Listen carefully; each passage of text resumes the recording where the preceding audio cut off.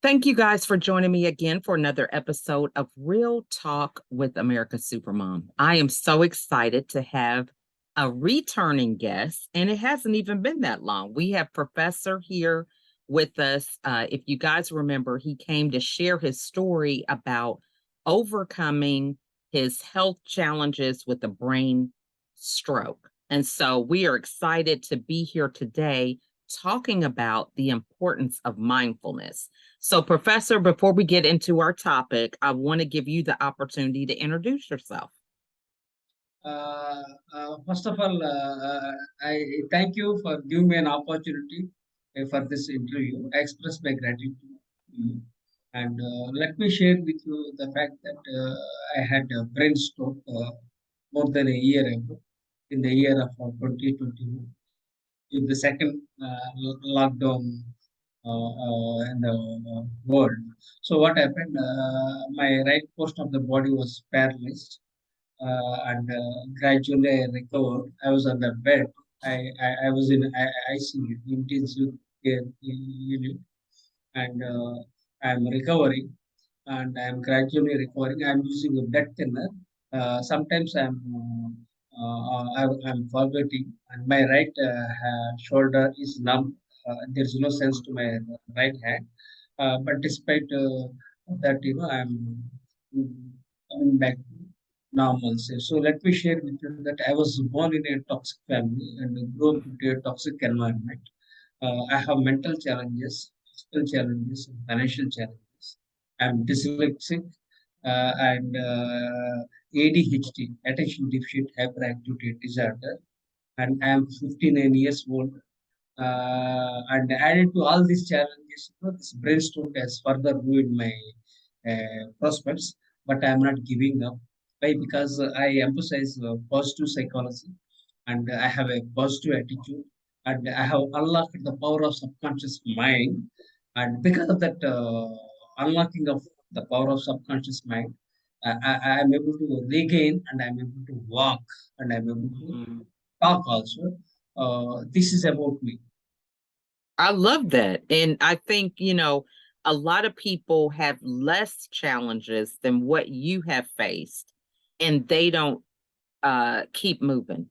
They give up, they get discouraged. So I love how you have been able to take a lot of these adversities and turn them into a positive so that it is even helping you to keep moving forward. So I'm excited to talk about mindfulness today because I think we've heard that word a lot, especially because of this global pandemic of 2020. People are seeing the emotional impact of such a tragic event, how it has affected a lot of people. So we've talked about mindfulness, but explain to everybody why it's important to practice it. How does it even improve your life?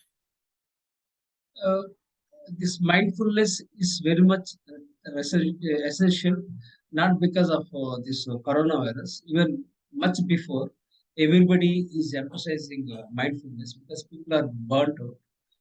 Because employees are burnt out. Uh, there were so many challenges, but this pandemic has worsened the scenario, and people started emphasizing more on this mindfulness.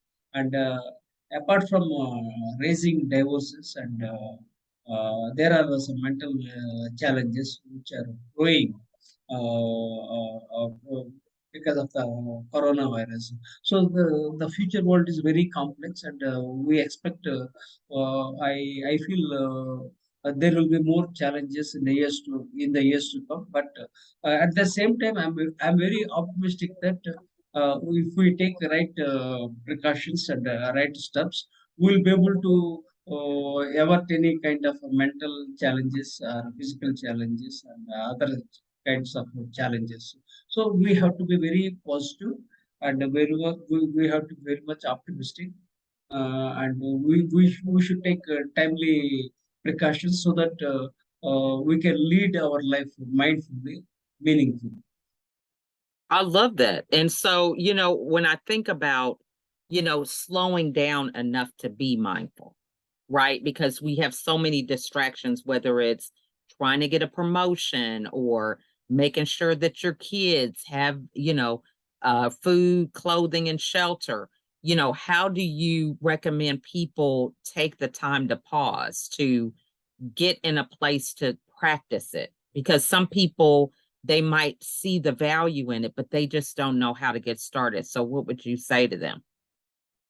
See, we need to slow down, which is very much Mhm, required. Why? mhm, Because we are in the rat race. So we need to slow down so that we can move forward.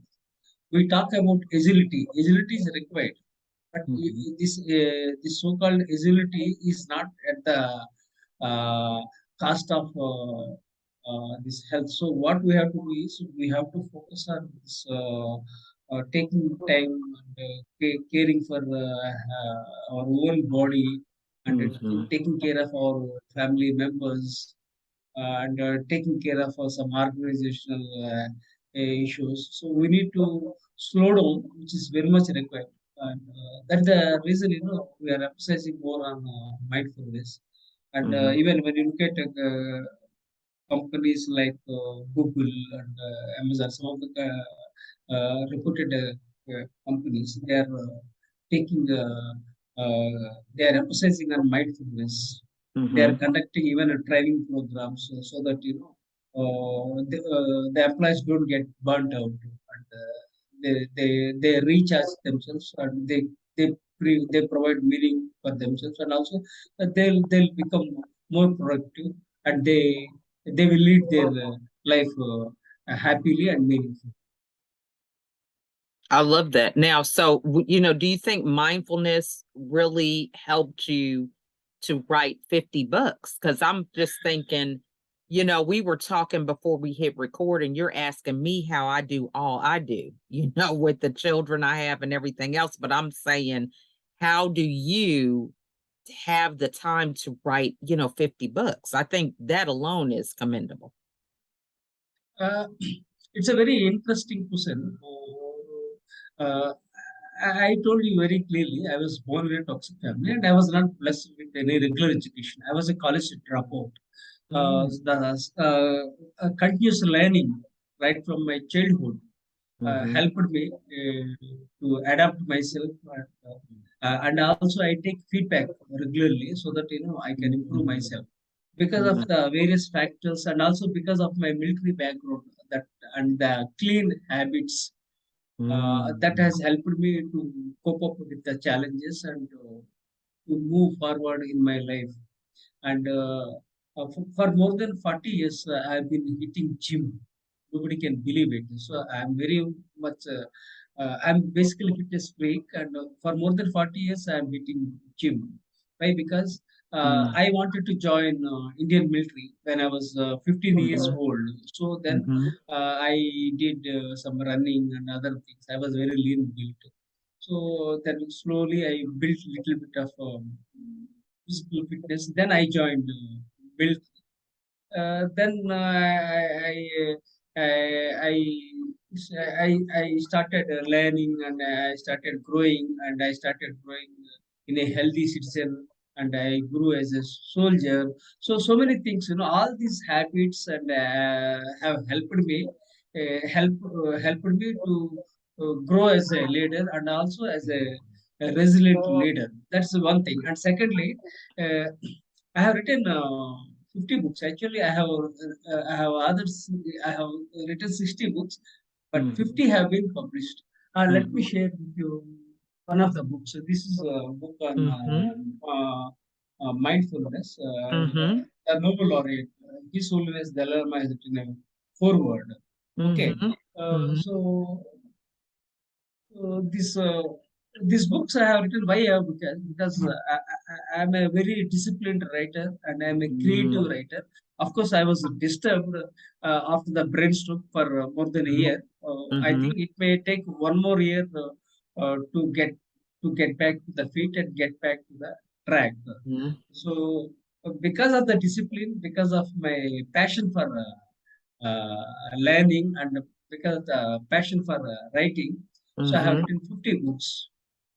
That's good. Now, so you have done quite a bit. And like you said, you're disciplined with writing. How do you have patience with yourself? Like you said, it'd probably be another year before you get back to doing what you used to do because of your injury. How do you allow yourself to be patient with that? Because it seems like with you being such a high uh disciplined and focused person, that it's would be a challenge to be patient and not, you know, just have this thing like this is taking too long for me to get back to where I used to be. How do you maintain that level of patience about it? Does that question make sense? Yeah, yeah, it makes a sense. So what can't be cured must be endured. Oh, say that again now. What can't be cured must be endured. Wow, that's amazing. Okay, I got to write that That down. means what can't be cured must be endured. In the sense, Endured. Right. endured, yeah, That's endured. In that's the sense, amazing. see, I knew that I was on the bed and I had health challenges. Mm-hmm. So I developed more resilience, and I became more patient, and because of the willpower, I bounced back. So pain is a part and parcel of life. So what you have to do is you must convert your pain into pleasure. So convert what that called uh, this what that called from negative things into positive things. Okay, convert threats into opportunities. So be Mm-hmm. positive and be resilient. Okay, so That that's how we have to take things in that way. And as I told you, what can't be cured must be endured. See, that's when you know that you have to undergo, when the going gets tough, the tough gets going. yes. I love that. That is good. I had to write that down. That's When good. when going gets tough, tough gets going. So Yes, but I so like what you said. That's really a great way to put it because I haven't heard that one before. What can't be cured must be endured. That's just so profound. And so that's just gives you a lot of fuel, when you're going through something tough to realize the direction and why. So I mean, so much is loaded into that statement. So thank you. So what's next for you? Right now, because you're not letting this stop you and you're not giving up. So what is your goal that you're aspiring for? see, from this interview, it's very clear that I'm persistent by nature, Mm-hmm. despite dyslexia, despite with ADHD, despite being a brain stroke survivor. Mm-hmm. Still, I kept chasing you to be interviewed. So you can understand. You can understand. I'm stammering. I'm thinking slow. My mind has slowed because of Yeah. the brain stroke. Still, I Mm-hmm. am not giving up. So this is the Amen. sometimes I'm repeatedly requesting you to interview me. So you can understand that means I'm persistent by nature. That's one, and Mm-hmm. I'm very patient. Two, third, I'm uh, passionate. Mm-hmm. I'm passionate of what I do, right? That means Mm-hmm. I'm passionate about reading, writing, speaking. Then I'm persistent. I Love never that. give up. Oh, okay. Uh, so that's how it is. So we have to be passionate. We have to be persistent. That's Mm-hmm. how we should never ever give up. Okay. So these are the things that let me keep moving forward. So I love I think uh, Abraham Lincoln, Abraham Lincoln has been my inspiration since my childhood. it. Mm-hmm. So once he said, "I'm a slow walker. Mm-hmm. I never stand still, but I keep moving." So Mm-hmm. life is like that. Mm-hmm. Okay. So you should not stand still in life. Keep moving slowly. Okay. I think Mm-hmm. Martin Luther also said something of this, something this of this kind of thing. That means if you can't run, you can't walk. If you can't walk, you crawl, something like that. I don't know whether you Absolutely. you Yeah, I'm familiar with that. I know what you're talking about. Yeah. yeah. So I am not able to communicate because of the health issues. Mm-hmm. But the thing is that keep moving in Mm-hmm. life. But never stand still. Keep moving. That's because I said Abraham Lincoln has no inspiration, and I also Mm-hmm. admire Martin Luther King. Mm-hmm. Okay. Absolutely. I also admire Nelson Mandela. I think Mm-hmm. 27 years he was jailed. He was in the jail, Mm-hmm. and Mm-hmm. so he never gave up. So Yeah. be positive. Okay. Mm-hmm. So, Mm-hmm. there is another day to fight and live. Okay. Never give up. Just because Amen. of the challenges, you should not give up. 27 Mm-hmm. years, Nelson Mandela was in Yeah. the jail. Why? Mm-hmm. How? Patience. That patience taught him Mm-hmm. lessons. Mm-hmm. That patience helped him to break this and apartheid in South Africa. Mm-hmm. And all are Mm-hmm. equals. No? All are equal Mm-hmm. in South Africa.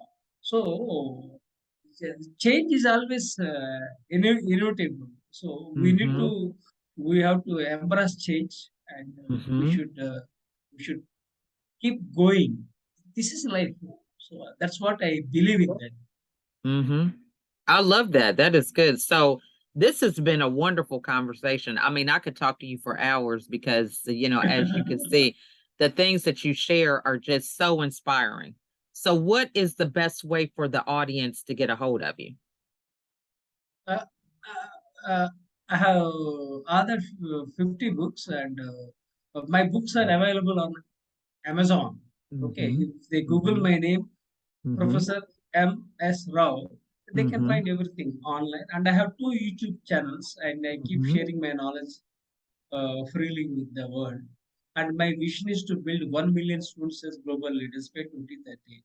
So I'm very much passionate about acquiring knowledge and sharing my knowledge. Mm-hmm. I love Okay. that. So, Mm-hmm. and I would like to say that uh, uh, failure is only a comma, not a full stop. Mm. Failure is only a comma, not a full stop. That means what? Uh, don't worry about the failures. Keep moving forward. Mm-hmm. Embrace and keep moving forward and adapt to the changing times and technologies. Be resilient. So these are all the messages I would like to share with the world. I love that. That is amazing. So, this has been such a great conversation. And, mindfulness, like I said, it is an important topic, and many people don't know how to implement it. But all the lessons and inspiring words you shared have just really been impactful. So, if you all watching have been impacted by this message, reach out to the professor on LinkedIn or even follow his YouTube channel because you'll be inspired to see a lot of these exercises that he's doing with his right side not being 100%, but he is not letting him stop with that.